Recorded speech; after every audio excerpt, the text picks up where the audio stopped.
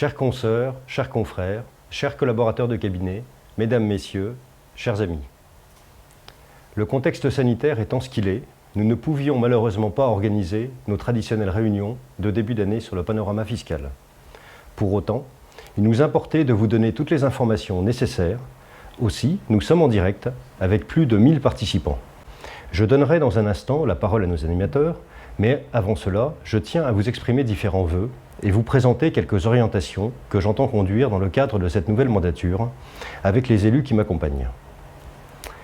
Tout d'abord, des vœux citoyens et empreints d'espoir. Pour commencer, je vous souhaite une excellente santé à vous et à vos proches. Il va nous falloir encore beaucoup d'énergie pour surmonter les difficultés liées à la crise sanitaire, qu'elles soient au sein de nos cabinets, en termes d'organisation ou bien chez nos clients, qui ont encore plus besoin de nous. J'y reviendrai un peu après. Deuxièmement, je veux nous souhaiter une année faite d'imagination et d'actions porteuses d'un avenir meilleur pour le plus grand nombre. La crise sanitaire nous a imposé de bouleverser rapidement nos organisations. La technologie est omniprésente et doit nous permettre de toujours mieux travailler. Les experts comptables sont bien sûr et seront encore en première ligne. Ils l'ont été en 2020 avec la mise en place de toutes les mesures d'accompagnement de la crise sanitaire. Grâce à votre mobilisation, des milliers d'entreprises ont pu être sauvées. Pour être positif, on peut dire que cette crise sanitaire aura eu au moins le mérite de faire encore mieux reconnaître le rôle de nos cabinets. Élu président de notre institution seulement depuis un peu plus d'un mois, je ne cesse d'entendre les louanges sur le rôle et l'efficacité des experts comptables. J'en suis heureux et ces félicitations, elles vous reviennent. Aussi, il m'est particulièrement agréable de vous les relayer. 2021 sera une année où les entreprises pourront encore compter sur nous pour les accompagner dans la mise en place de tout ce que les politiques auront pris le soin de nous concocter. Il va falloir réfléchir au cas par cas avec le PGE, les décalages de paiement, car tout cela, il va bien falloir le rembourser.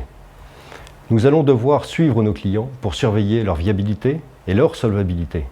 Pour les entreprises viables, nous devrons mettre en place un étalement des dettes Covid, peut-être avec la nécessité de les différer, ou même de les isoler pour l'instant. Pour nous assister, le Conseil supérieur envoie des newsletters autant que besoin, c'est-à-dire souvent avec les évolutions des dispositifs, et tient à jour sur le site internet pour les experts comptables, dans la rubrique dédiée, toute l'actualité, les FAQ, les modèles, les liens. Tout cela est à votre disposition pour arriver à assister au mieux vos clients. Également, de nombreux dispositifs d'aide existent aussi sur nos territoires. Aussi, notre institution régionale est en train de mettre en place une base documentaire en ligne pour les lister, aussi bien pour la région, les départements, toutes les collectivités, les organismes, etc. Les experts comptables recevront d'ici peu les modalités de connexion. En cas de difficulté, nous vous rappelons également la possibilité d'envoyer vos questions directement au Conseil de l'Ordre, que nous traiterons ou relayerons pour vous apporter une réponse dès que possible.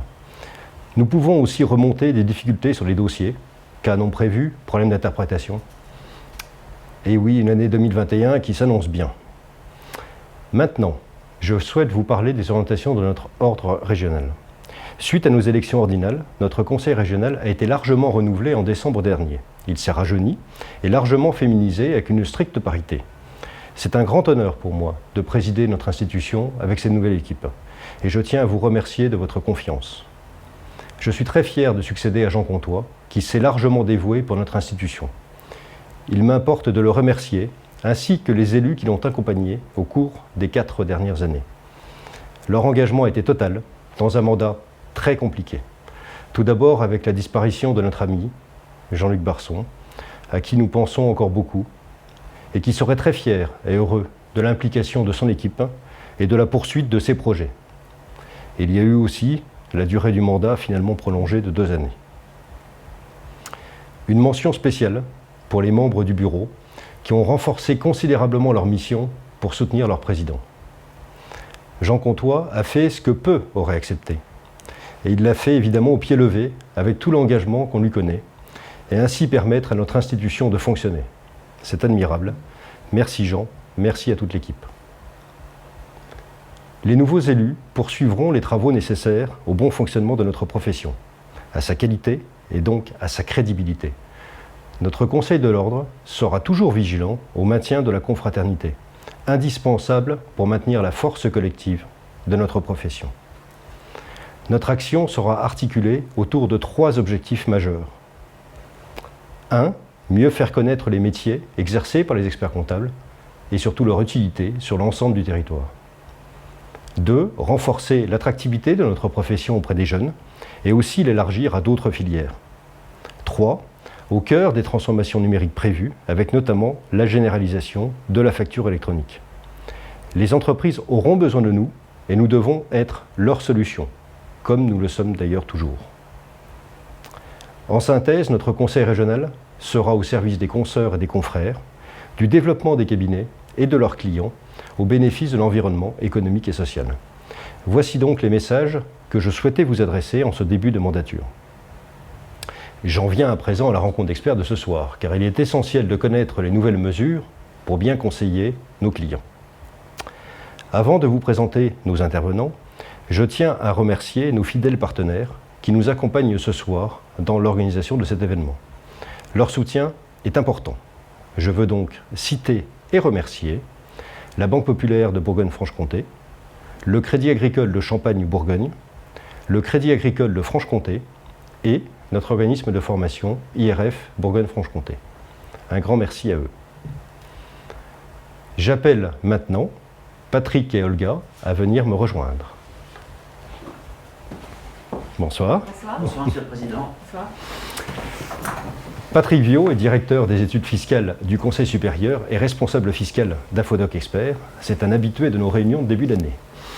Olga Condé est pour sa part responsable droit fiscal et des sociétés d'Infodoc Expert. Je rappelle qu'Infodoc Expert est le centre de recherche, d'information et de documentation du Conseil supérieur de l'Ordre des experts comptables. Il travaille au service des institutions et des cabinets d'expertise comptable. Je les remercie très chaleureusement d'avoir accepté notre invitation et de nous apporter leur éclairage sur ce panorama fiscal 2021.